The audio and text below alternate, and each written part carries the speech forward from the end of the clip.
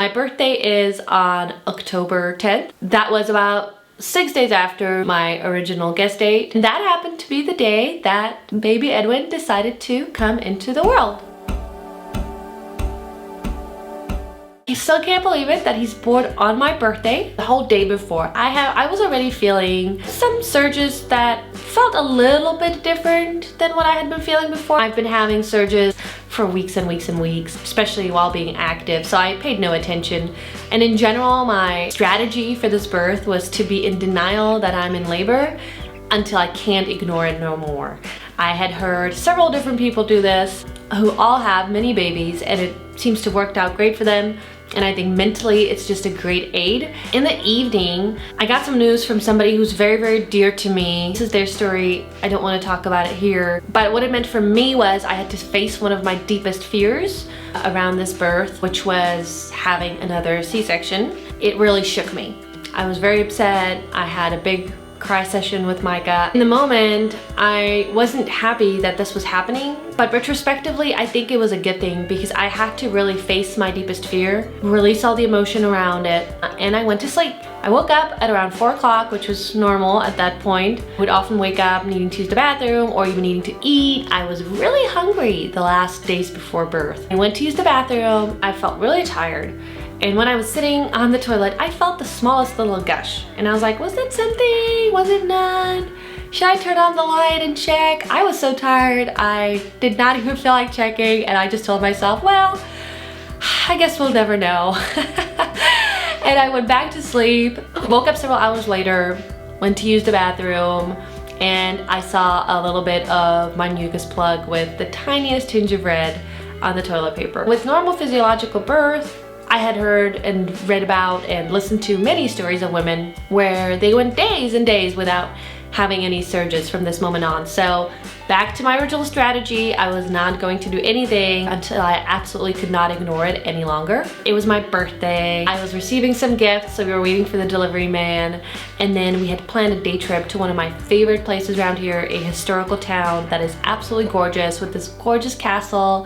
And there's this restaurant that I really love going to that serves medieval food. I started to leak amniotic fluid a little bit, but it was just a really tiny trickle. It felt so surreal that it's finally happening. I told Micah, but I didn't feel any surges. So while we were waiting for my deliveries to come in, I went and laid down, took a little nap, woke up, still nothing. All right, well, I decided that we should just continue with our life. The weather was gorgeous. It was the most beautiful day outside. So we got in the car and we drove about an hour. In the car, my surges were starting to pick up a little tiny bit, but they were totally doable.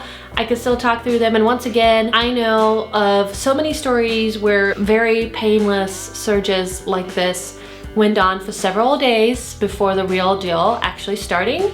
So I didn't let myself be alarmed at all. I just talked through them without any issue. We got to the town, we started walking around. I started feeling a little bit heavier, but still okay. We went to have lunch right away. That's when everything started picking up a little bit. I intentionally did not time my surges. I did not want to be in that part of my brain at all. I just really wanted to be in my body and allow it to do what it needed to do without the analytical part of my brain kicking in and interfering. I stopped about every 15 minutes or so, had to deadpan stare into this beautiful running river that was running by and just work through that surge. And then I continued eating because I was still really, really hungry. Definitely the running theme of this birth is that I was hungry all throughout. Can't even imagine how you do this when they don't allow you to eat in the hospital. Towards the end of lunch, I had one surge that was more powerful. I had trouble working through that one in a public setting. And that's when I told Micah that I think it's time to go home, that I have to stop pretending in front of all of these people that I'm not in labor when I think I'm clearly in labor. I need to go home and start behaving like a woman in labor. And started walking back to the car. I was so glad we brought the stroller. We never bring the stroller for Aaron anymore. He really doesn't need it. There was a lot of walking in this town. I figured maybe we were gonna bring it. It ended up being amazing because I clung onto it, and whenever I had a big surge, I would stop, just kind of stare down, hold onto the stroller, work through the surge, and walk on. And we walked back to the car.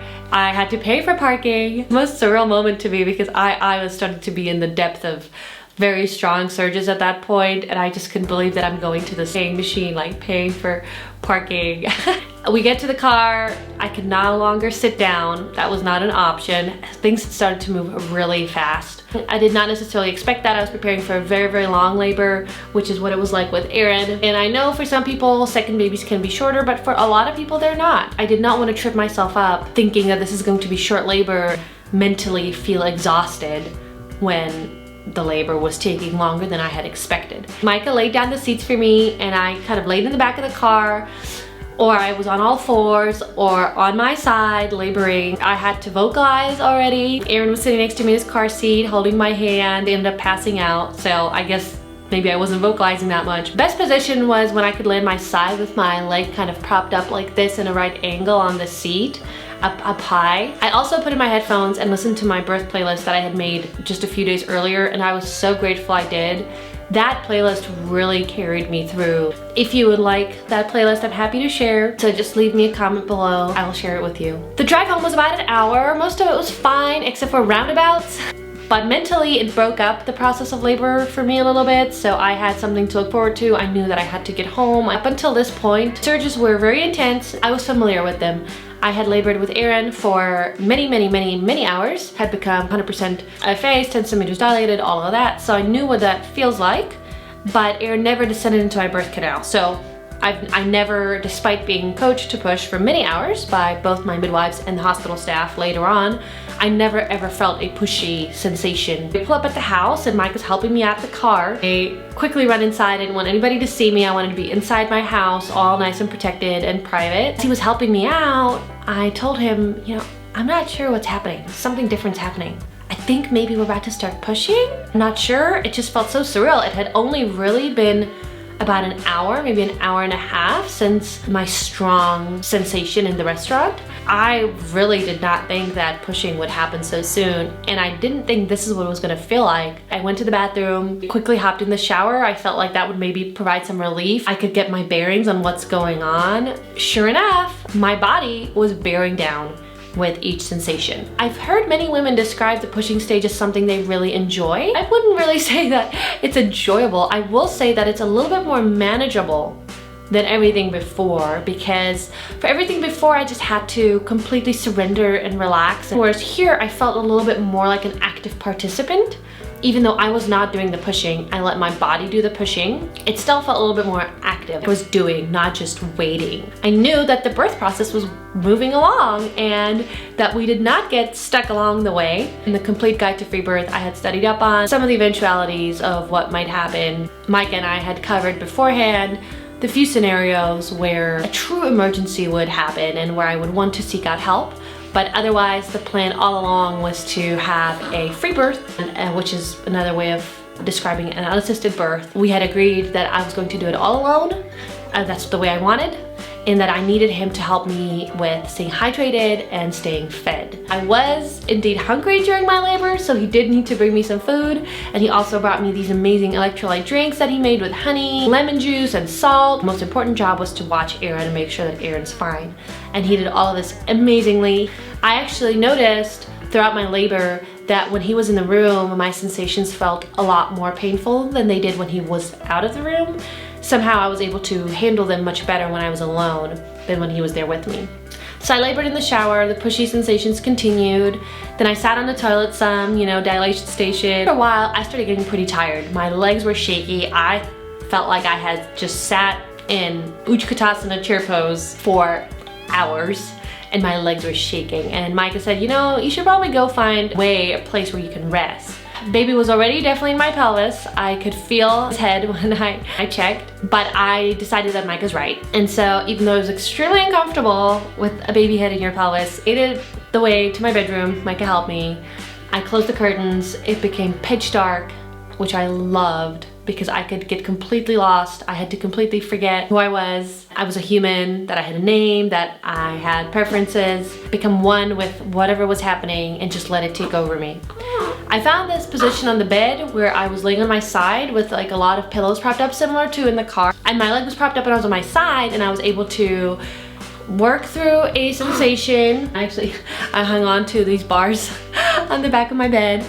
And then I fell asleep in between, which I had done in Aaron's labor as well. As crazy as it sounds, this was extremely comforting to me. I was actually able to get quite a lot of rest that way, which I needed by this point. I don't know how long this went on. A couple hours is my guess. But after some time, I woke up with this distinct feeling that I am ready for this to be over now. I remembered my sister-in-law loves to birth in a runner's lunge position. So I got into a runner's lunge position right here on my bed. Sure enough, when I felt baby's head descended a lot. In another 1 or 2 contractions, I suddenly felt him crowning.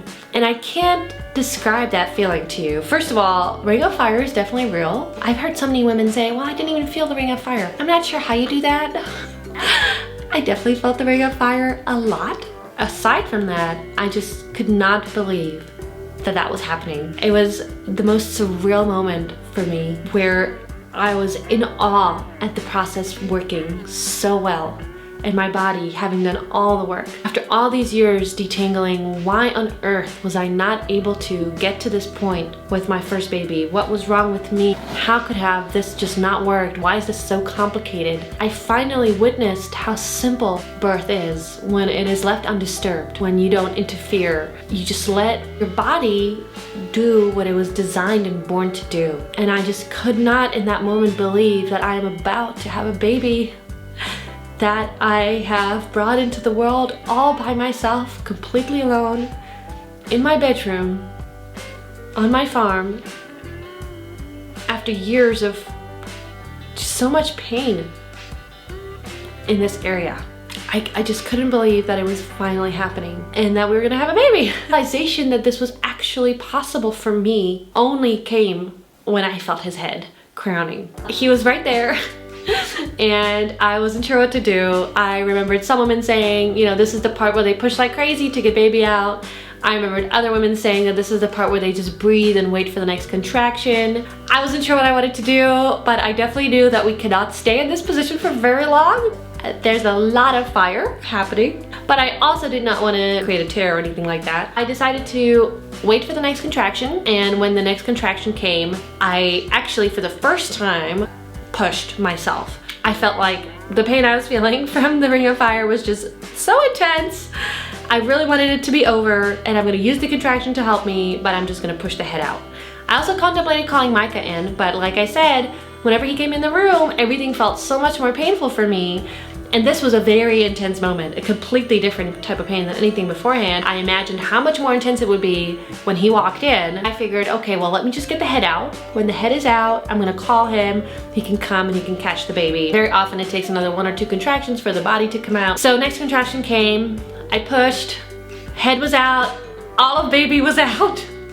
There was no waiting. He just shot right out onto the bed that was underneath me. Very small distance. The room was pitch dark. I couldn't see anything. I started yelling for Micah. I was like, Micah, Micah. I really wanted to communicate to him that I did not just need a water refill, that this was something he should come in for like right now, no matter what else is happening. He needs to be here right now. He was just in the next room, so he walked in like 5 seconds later. It was all so fast. Turned on the light, I told him there's a baby. He was a little teary-eyed, which I loved. Apparently I was like, what do I do? Even though I knew exactly what to do. And he's like, pick it up. I knew exactly what to do, but I guess I was just so in awe that he had really come out. I picked him up and his eyes were wide open. He was looking right in my face. He had a little bit of mucus coming out of his nose and his mouth that I sucked out with my own mouth. He gave out a cry and he was perfect. I have some photos from those very first moments. They're very bad because it was so dark in here. You can see the complete awe in my face. Micah went to get Aaron, they came in. We found out it was a boy, which was a surprise, but we were so in love. The hormonal cocktail that my body had given me was amazing. The high of that was so great.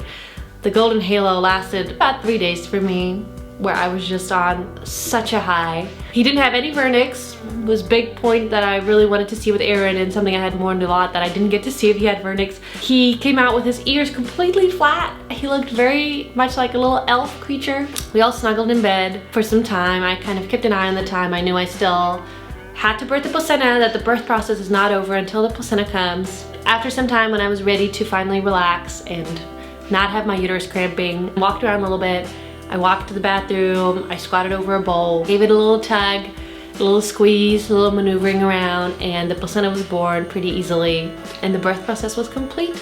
We decided we were going to burn his cord with some beeswax candles. Micah was supposed to make a cord burning box for me. He just so did not expect baby to come on my birthday that he was not ready with it. He just used a bowl. The next couple days were pure bliss. I loved calling people, telling them. I loved soaking in all the moments. I couldn't believe that I had done it. I felt so liberated from the trauma of my first birth. I felt like now I can do whatever I want. If I want to have more babies, I can do that. If I don't want to have any more babies, I can do that. I had shown myself that I can really do it. I felt like my first son made me into a mother. I had to learn all the ins and outs of that. But I really felt like this had made me into a woman. Labor lasted in total about 6 hours, I think, which is fantastic. I am so grateful that I had found the Free Birth Society and that I had come across free birth and that my partner was open to supporting me throughout this wild pregnancy and free birth journey. If I had walked into any medical establishment as a woman with a history of C-sections, my odds of having another C-section would be so incredibly high. My previous C-section would be the main thing that medical providers would see when they looked at me. I would have been reduced to something that I am not. I would have been denied a human right, which in my opinion, birthing babies is a human right. And so I decided to do it myself. And there you have it. That is my son Edwin's positive birth story. I hope you enjoyed this video. Please hit the subscribe button if you want to follow along our homestead mothering. Come connect with me over on Instagram or Facebook. Check out the blog where I post my recipes and everything else that goes on around the farm.